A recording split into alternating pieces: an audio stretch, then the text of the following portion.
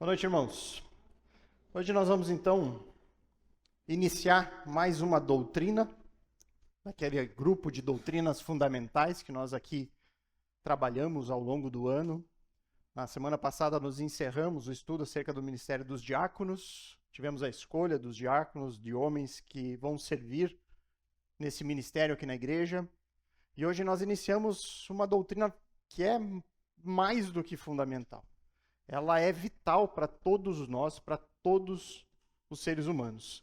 Hoje nós teremos aqui uma breve introdução sobre essa doutrina, ou seja, nós vamos abordar de uma maneira mais ampla, sem entrar nos detalhes que regem essa doutrina. Isso vai ocorrer ao longo dos estudos, ao longo das quartas. Nós vamos ficar um bom tempo aqui estudando sobre essa doutrina.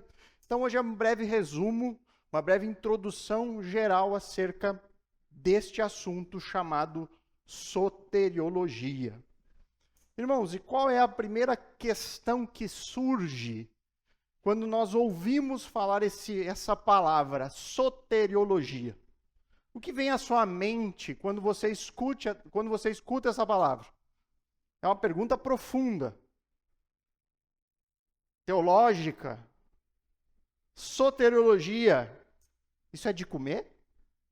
Será que o que é isso? Será que que bicho é esse? O que acontece? Que nome esquisito é esse? Né? A gente fala sobre o assunto, mas a gente sabe o que significa a palavra soteriologia? Então, soteriologia, irmãos, é uma palavrinha que tem origem no grego antigo. Nós chamamos do grego koiné, que foi o grego que foi escrito o Novo Testamento. E é a junção de duas palavrinhas gregas, soteria mais a palavra logia. Soteria significa salvação. E logia, literalmente, é discurso ou estudo, né? Então, juntando essas duas coisas, nós aprendemos que soteriologia significa o estudo da salvação. Um estudo acerca de como ser salvos. Este campo, irmãos, da teologia, que se concentra a estudar, a explicar, a entender como a salvação ela é obtida de acordo com a Bíblia. Então, a fonte deste nosso estudo, onde é que nós vamos buscar informações sobre a salvação? Apenas na Bíblia. Então, tudo que nós veremos aqui ao longo do estudo é em relação aos textos bíblicos. O que a Bíblia fala sobre salvação?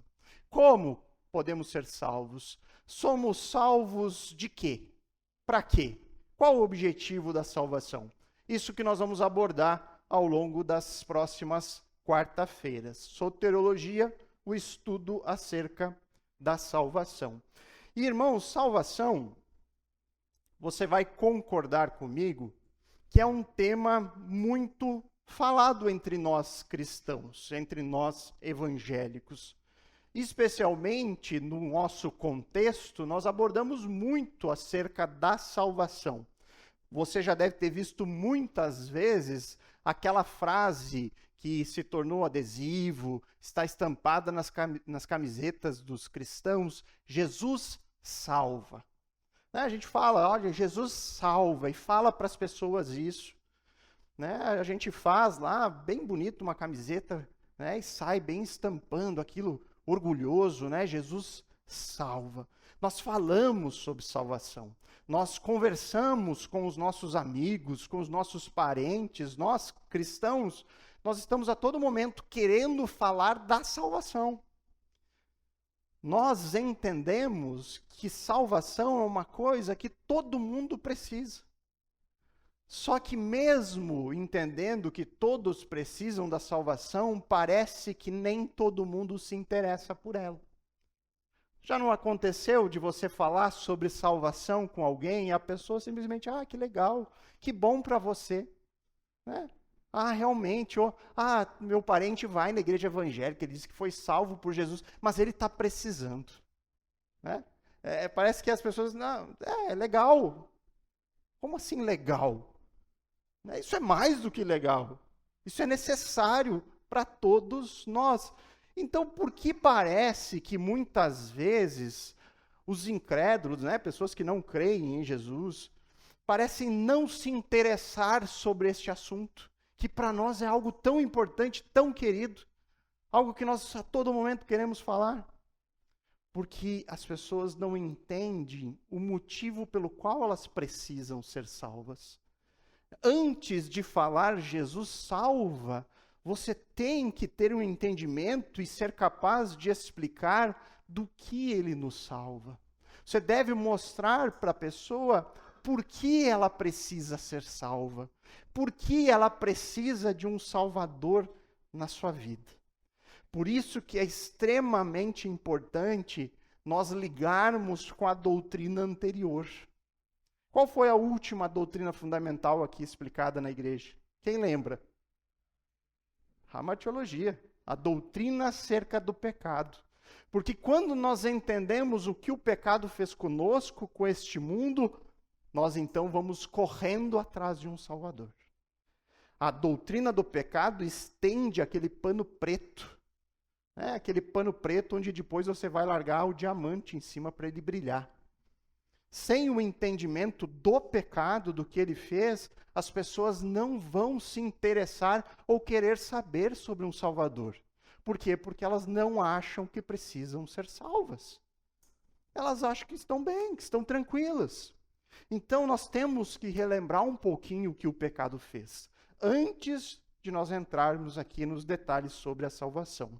Então eu gostaria de analisar alguns textos que já foram esmiuçados antes, mas só para refrescar nossa memória sobre o problema do pecado. Porque o problema do pecado vai nos mostrar o porquê precisamos ser salvos. Então abra comigo aí na sua Bíblia. O primeiro texto é Romanos 3. Carta de Paulo aos Romanos, capítulo 3, versos 10 a 12.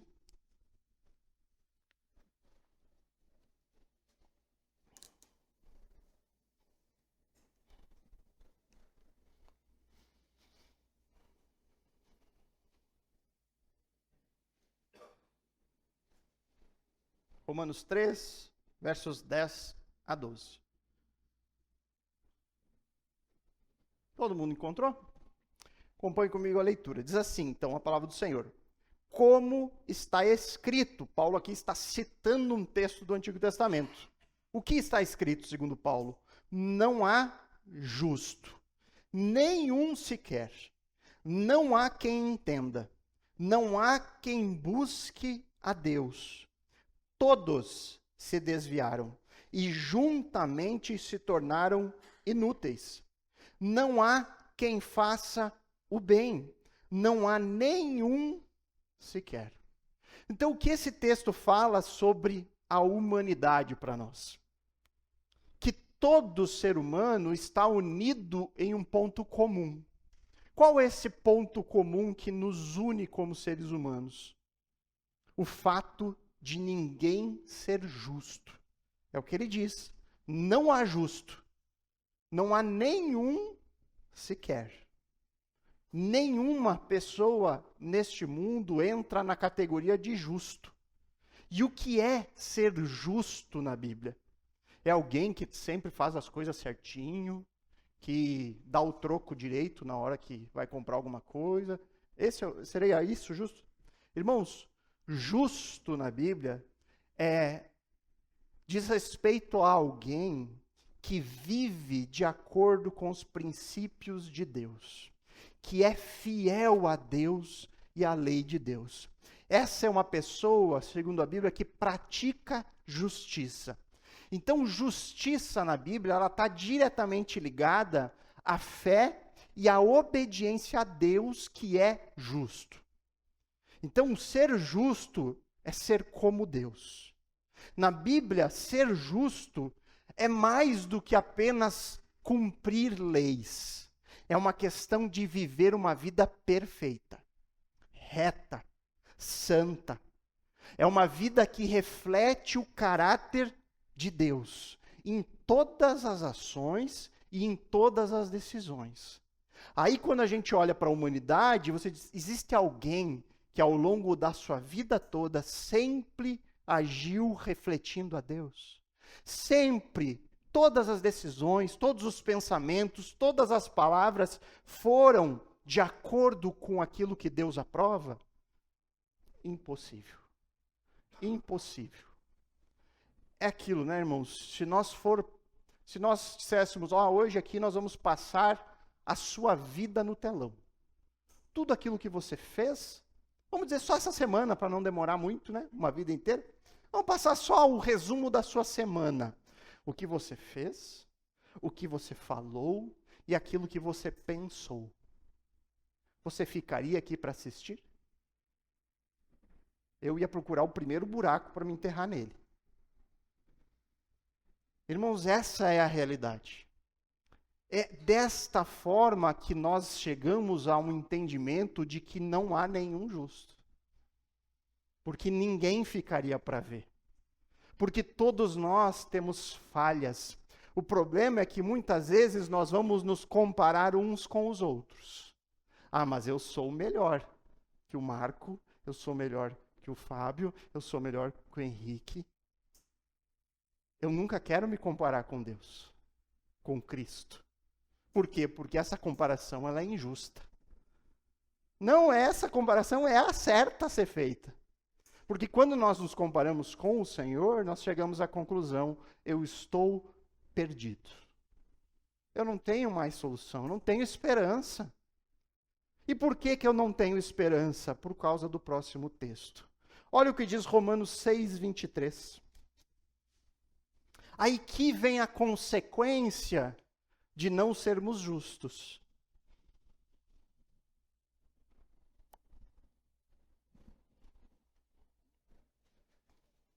Romanos 6, 23. Olha o que diz ali o texto. Porque o salário do pecado é a morte. Mas o dom gratuito de Deus é a vida eterna em Cristo Jesus, nosso Senhor. Mas o que nos importa aqui é a primeira parte. Porque o salário do pecado é a morte. O que é pecado? A palavra pecado, hamartia, é errar o alvo. Errar o alvo. E o que significa errar o alvo? Que alvo nós erramos? O alvo é o santo padrão de Deus. Nós nunca acertamos esse alvo. Nós nunca atingimos esse padrão. Por isso nós pecamos. Nós transgredimos. E aí, por causa disso, há uma punição estabelecida pelo Deus Santo. Qual é a justa retribuição do nosso pecado? A morte. O salário do nosso pecado é a morte. Essa é a retribuição. Então, queridos, todos nós estamos unidos nisso. Todos nós não somos justos, somos pecadores, e todos nós temos na nossa conta esse salário. Todos morreremos. Essa é a condenação que paira sobre todos nós. Aí vem uma parte, já entrando um pouquinho na salvação, para dar um pouquinho de sequência e lógica, vá para Efésios. Você vai passar aí nas cartas paulinas, as epístolas de Coríntios, 1º, 2º, Gálatas, Efésios. Efésios 2, versos 1 a 5.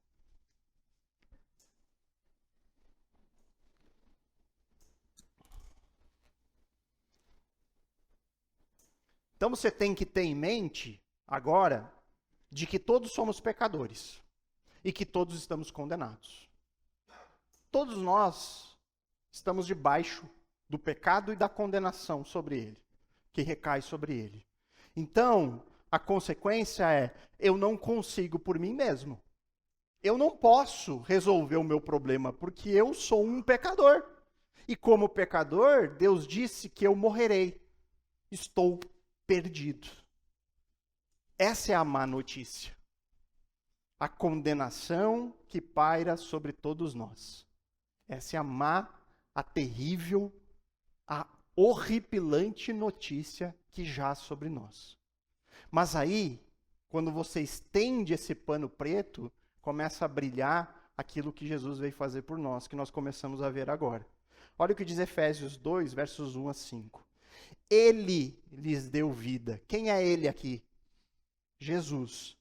Está falando de Jesus. Jesus lhes deu vida. Quando que Jesus nos deu vida? Quando vocês estavam mortos. Mortos. Mortos em quê? Em suas transgressões e pecados. Ele veio e nos deu vida sem merecimento algum nosso, porque nós estávamos mortos. O que um morto pode fazer? Se você for lá, né, num velório, com alguém ali, você tentar falar com aquela pessoa, ela vai responder? Não, não vai. Vai permanecer como estava. É isso que Paulo quer dizer para nós. Que Jesus é o autor da vida em nós. Que nós não temos nenhum mérito diante daquilo que Jesus fez por nós. E ele continua: esses transgressões e pecados nos quais vocês andaram noutro tempo, segundo o curso deste mundo, segundo o príncipe da potestade do ar, do espírito que agora atua nos filhos da desobediência. Entre eles também todos nós andamos no passado. Todos nós. Aqui ele está falando para crentes. Então, pessoas que creram em Jesus e foram salvos. Ele disse, olha, antes da salvação, todos nós andamos nesse passado. No passado do pecado. Nós seguimos as inclinações da nossa carne, dessa natureza pecaminosa. Fazendo a vontade da carne, dos pecados, dos pensamentos, e éramos por natureza. Nós nascemos assim. Éramos por natureza filhos da ira, como também todos os demais. Olha só como nós nascemos, irmãos. Nós nascemos filhos da ira. Ah, mas minha mãe não chama ira. Não, não chama, mas nós nascemos filhos da ira. Filhos do salário do pecado. Filhos da rebelião contra Deus. Filhos de Adão lá atrás, que se rebelaram contra Deus.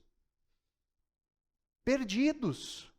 Mas então como podemos ser salvos? Ele continua, mas Deus, sendo rico em misericórdia, por causa do grande amor com que nos amou, e estando nós mortos, Paulo enfatiza, estando nós mortos em nossas transgressões, nos deu vida juntamente com Cristo. Pela graça vocês são salvos. Ele está dizendo, olha, vocês são salvos não por causa que vocês são melhor que os outros, não porque vocês são mais bonitinhos, não porque vocês são simpáticos, mas por causa do amor de Deus, da misericórdia do Senhor.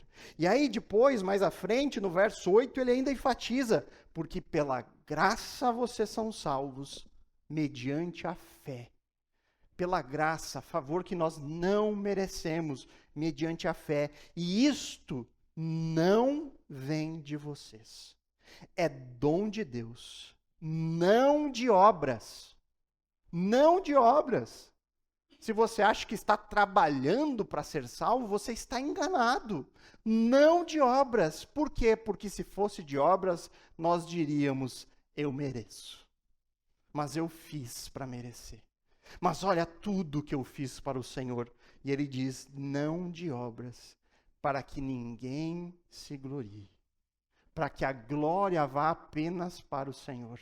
Para que a gente dobre os joelhos e diga, Senhor, obrigado por tão grande salvação. Porque essa salvação que me alcançou, eu jamais seria capaz de alcançá-la. Não importa quão bom eu fosse, não importa quantas obras de misericórdia eu fizesse, nada seria suficiente, porque eu carrego a mancha do pecado em mim. É somente pela graça. Isso tem que estar sempre muito claro, irmãos. Porque nós, como seres humanos, pecadores, somos inclinados a achar que nós temos parte nisso. O nosso orgulho, a nossa soberba nos faz sempre, não, mas um dia eu fiz a oração do pecador, eu aceitei Jesus. Irmãos, quem somos nós para aceitar Jesus? É Jesus que nos aceita. É Ele que nos alcança. É Ele que vai lá em amor e nos resgata. É somente por causa dEle. nunca por nossa causa. Seguindo. Mais uma vez, irmãos, uma breve introdução. Todos esses textos e temas nós vamos elaborar quase que exaustivamente aqui, mas nas próximas semanas. Então é um resumão aqui básico para que pelo menos você saia entendendo o fundamental acerca dessa doutrina. Então, nós vimos pelo texto que Deus nos salva. Deus nos deu vida. Nós vimos um pouquinho sobre a questão do pecado, somos salvos do pecado, de não atingirmos o padrão santo de Deus. Mas só isso. É preciso entender que a obra da salvação ela é uma obra abrangente. E aí nós veremos alguns aspectos dessa salvação.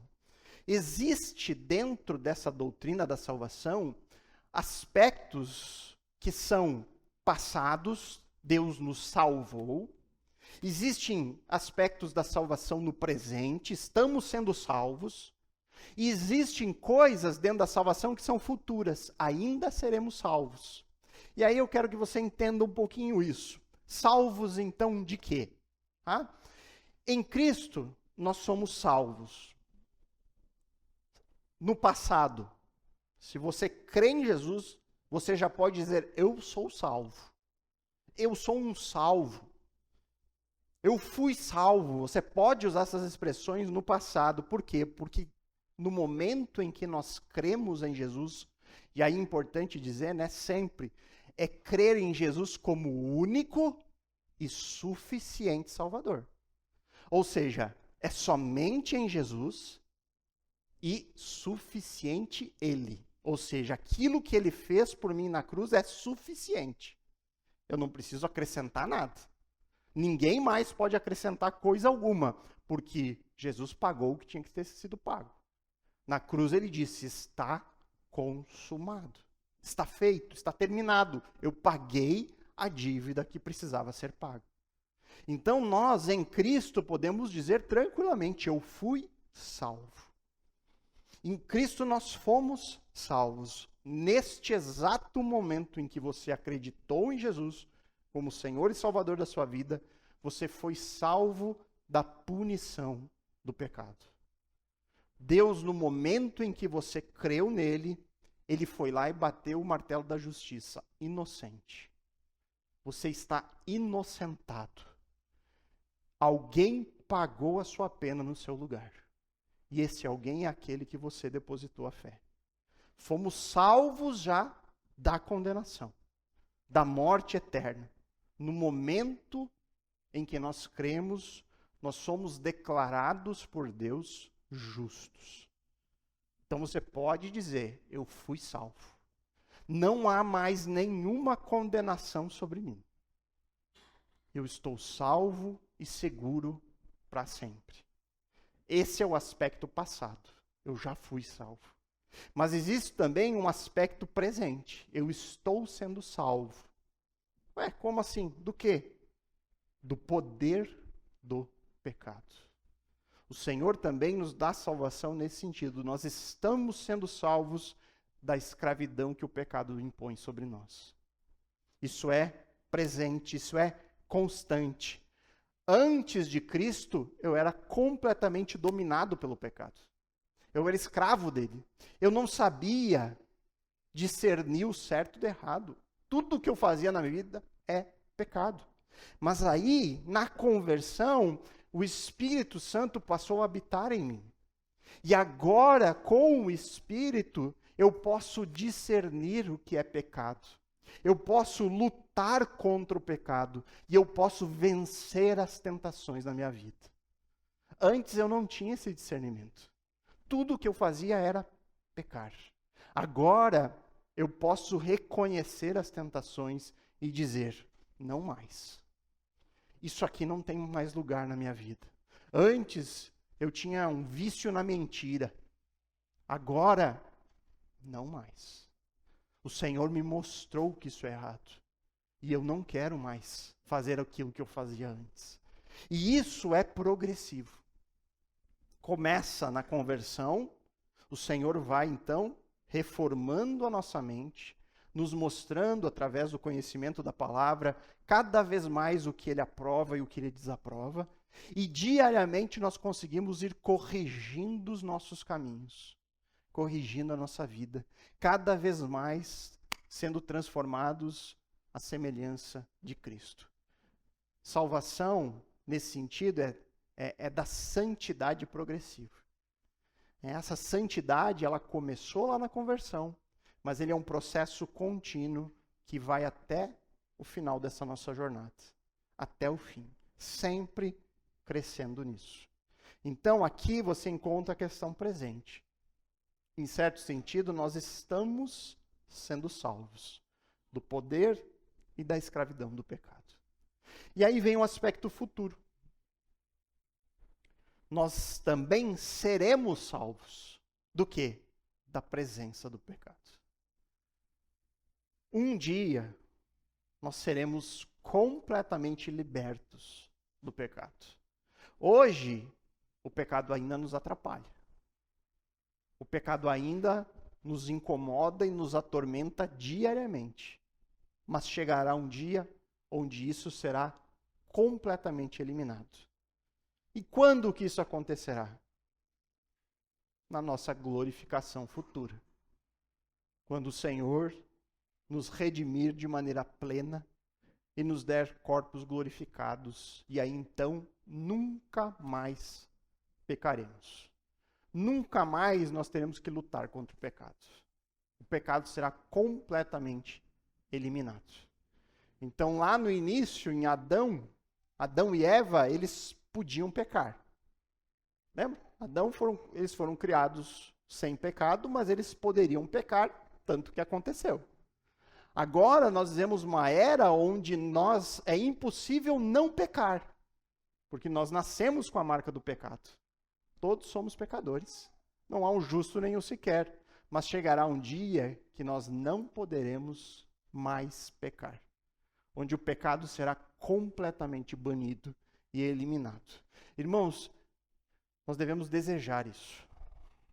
Se nós não desejamos esse tempo futuro, se nós não desejamos a restauração de tudo, a consumação dos tempos, talvez a gente não esteja lutando contra o pecado na nossa vida.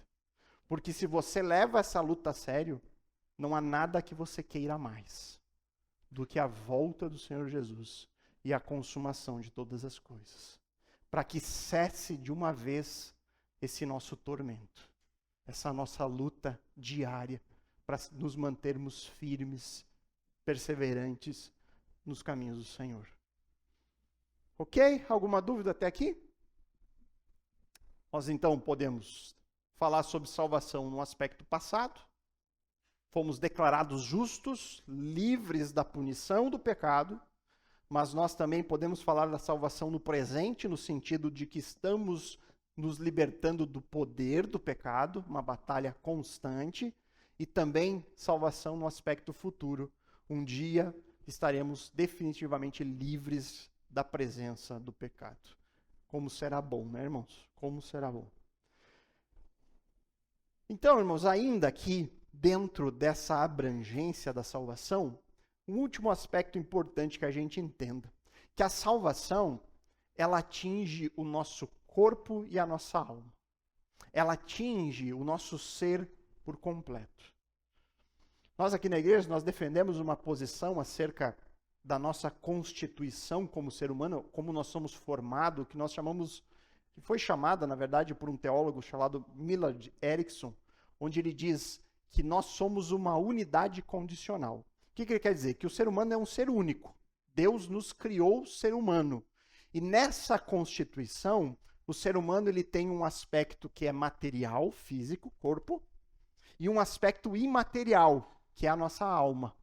E aqui a alma corresponde ao nosso intelecto, às nossas emoções, à nossa vontade, tudo está incluído nessa parte imaterial. Então, quando nós falamos de salvação, a salvação ela atinge o nosso ser por completo. Ela atinge a nossa alma e ela atinge o nosso corpo. E aí nós vamos ver alguns textos aqui sobre isso. Primeiro, em relação à alma. Abra a sua Bíblia em Atos, capítulo 7. verso 59.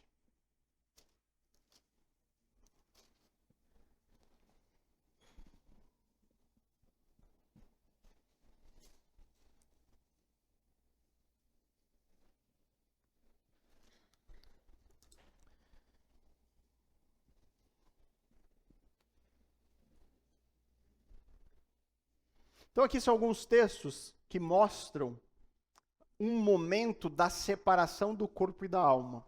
E aí nós vamos ler o texto e depois eu explico onde se encaixa a salvação aqui. Então, o primeiro texto, Atos 7, verso 59, aqui em relação à morte de Estevão, o primeiro, considerado o primeiro mártir da era da igreja. Diz assim: enquanto apedrejavam, Estevão orava dizendo: Senhor Jesus, recebe o meu espírito.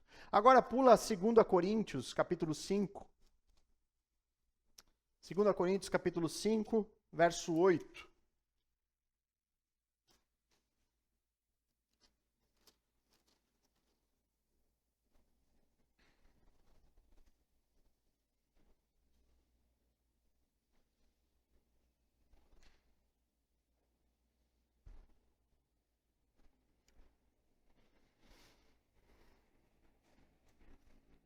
O apóstolo Paulo diz assim: sim, temos tal confiança e preferimos deixar o corpo e habitar com o Senhor. Mais um só, Filipenses 1, 23.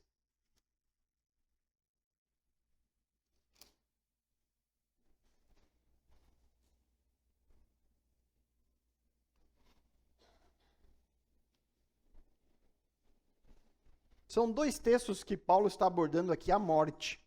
E aqui no texto de Filipenses, inclusive, ele vai falar aquela famosa frase, né? Porque para mim viver é Cristo e morrer é lucro. E aí no verso 23 ele acrescenta: estou cercado pelos dois lados, tendo o desejo de partir, aqui ele está falando da morte, desejo de partir e estar com Cristo, o que é incomparavelmente melhor.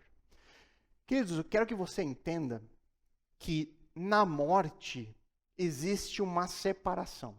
O significado bíblico de morte é isso, separação.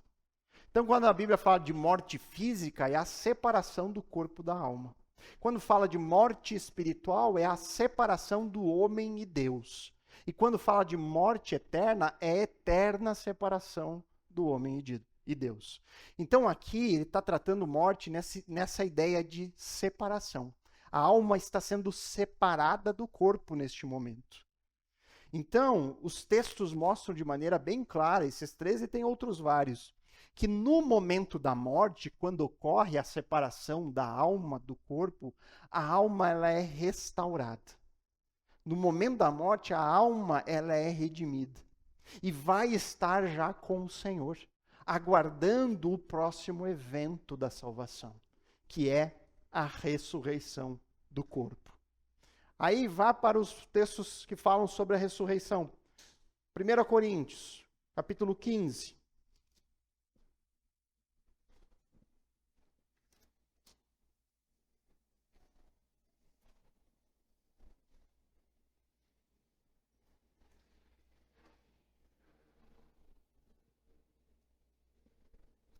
Primeira Coríntios 15, versos 51 a 55.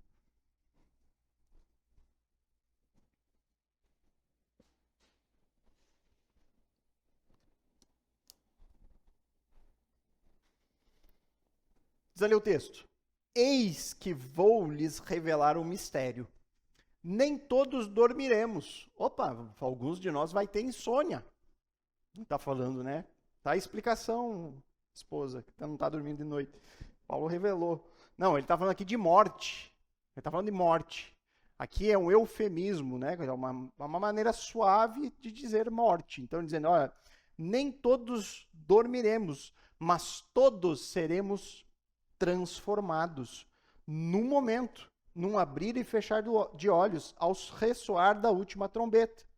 A trombeta soará, os mortos ressuscitarão incorruptíveis e nós seremos transformados. Porque é necessário que este corpo corruptível, a ideia mortal, se revista de incorruptibilidade, e que o corpo mortal se revista da imortalidade. E quando este corpo corruptível se revestir de incorruptibilidade, o que é mortal se revestir de imortalidade, então se cumprirá a palavra que está escrita: tragada foi a morte pela vitória. Onde está, ó morte, a sua vitória? Onde está, ó morte, o seu aguilhão? Então é o momento onde há a celebração da vitória sobre a morte, na ressurreição. Ele está dizendo, olha, quando chegar o fim dos tempos, alguns ainda vão estar vivos. E aí eles serão transformados, não vão passar por essa morte. Mas aqueles que já morreram receberão seus corpos de volta. Só que não o mesmo corpo de antes, mortal, suscetível ao pecado, um novo corpo, agora imortal, não mais capaz de ser corrompido. Agora vá para 2 Coríntios, o próximo livro aí da Bíblia, 2 Coríntios, capítulo 5, versos 1 a 5. E aqui ele faz uma comparação desse nosso corpo com uma tenda provisória, né, uma barraca. Ele diz, nosso corpo aqui é como uma barraca, não é a nossa casa definitiva. É aquela barraquinha que nós vamos passar o final de semana no camping. Mas um dia nós receberemos a nossa casa verdadeira, aquela que nós vamos passar para sempre. E ele diz, pois sabemos que se a nossa casa terrestre desse tabernáculo se desfizer, temos da parte de Deus um edifício. Uma casa não feita por mãos humanas, eterna nos céus. E por isso, nesse tabernáculo, gememos. Nessa casa provisória, nós sofremos.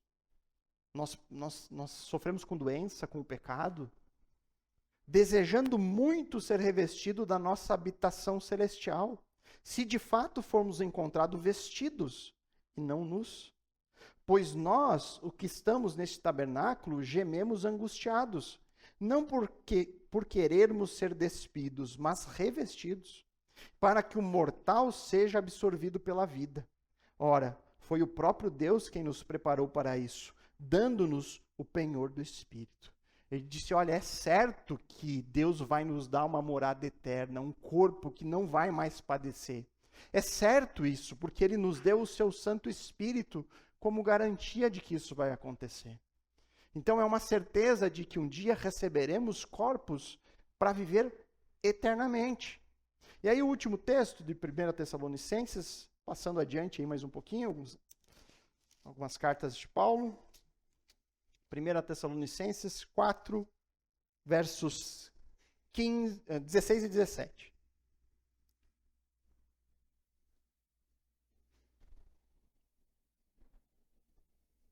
Primeira Tessalonicenses 4, versos 16 e 17.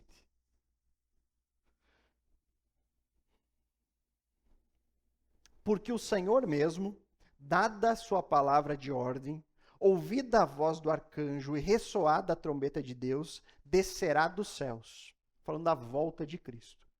E os mortos em Cristo ressuscitarão primeiro.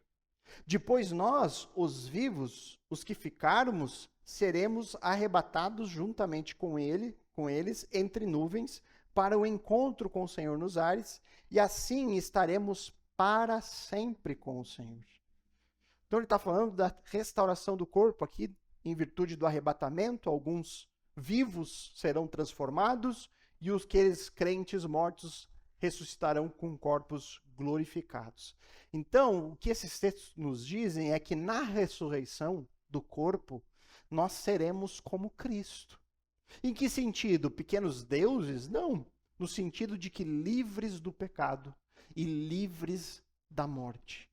Nós seremos como Cristo no sentido de compartilharmos com Ele uma herança celestial e eterna, onde não mais padeceremos como neste tempo presente, onde não teremos mais o pecado nos incomodando, as doenças e tudo aquilo que o pecado trouxe consigo.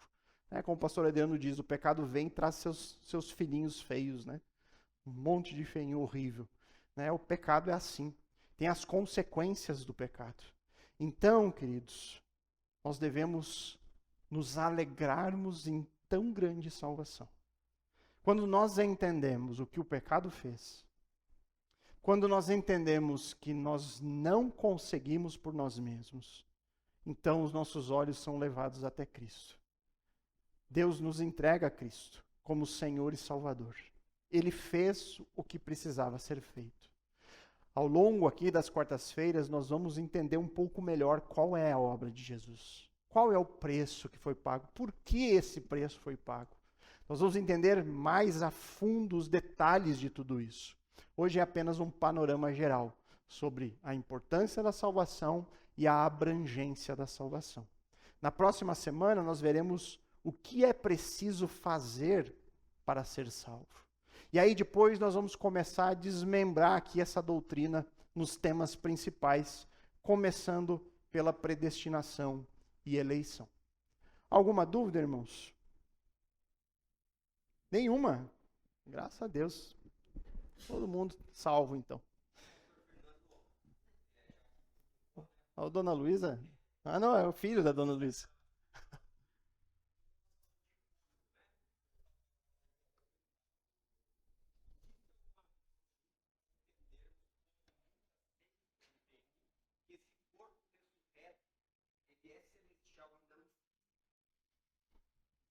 Defina corpo celestial. Não.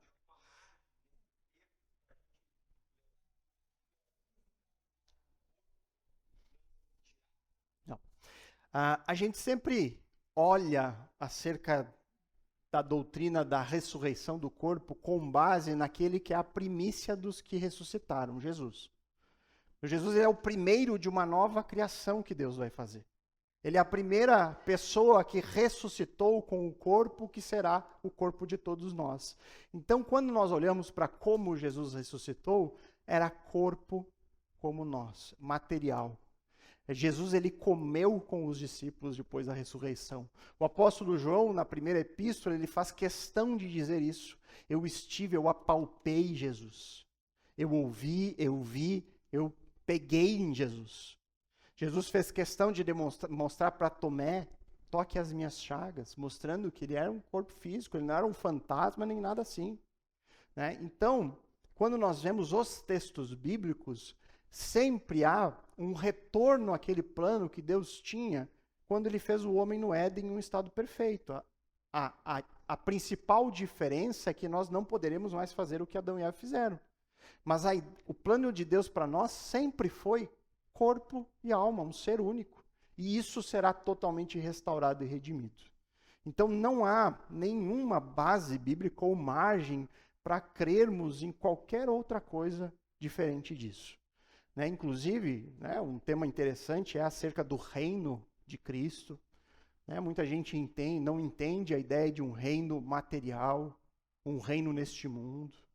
Né? Mas as promessas sobre o reino sempre foram um reino aqui. Né, neste lugar que Deus fez. A diferença é que Deus vai redimir, vai jogar fora todo o mal, todo o pecado e vai fazer um lugar completamente restaurado. Ok? Alguma dúvida? Mais fácil de preferência? Não? Então, amém. Vamos orar.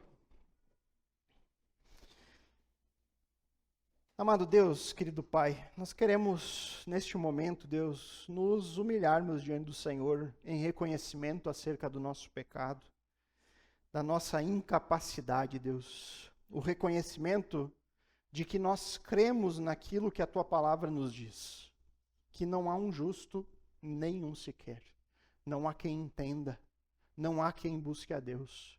Todos se extraviaram, se fizeram inúteis. Pai, nós reconhecemos isso. Não há nenhum mérito em nós. Nós precisamos desesperadamente de um Salvador. E louvamos ao Senhor porque Deus nos deu Cristo como único e suficiente. Deus nos entregou o seu Filho para pagar o preço que pairava sobre nós. O justo pelos injustos. A morte que nos traz vida. É graças a Ele, somente nele, que nós temos salvação. Então, Pai, que essas verdades hoje aqui vistas de maneira bem superficial possam já encontrar morada no coração de cada um de nós. Que possamos nos apegar a Cristo com toda a nossa confiança, com toda a nossa fé, Senhor, sabendo que não há outro caminho. Somente o Senhor pode nos dar vida. Somente o Senhor pode nos fazer levantar da sepultura. Então, Pai, que a nossa confiança esteja somente em Ti.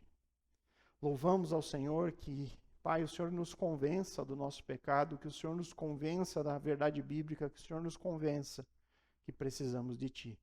Essa é a nossa oração, em nome de Cristo. Amém. Amém, queridos? Até domingo, então, se Deus quiser.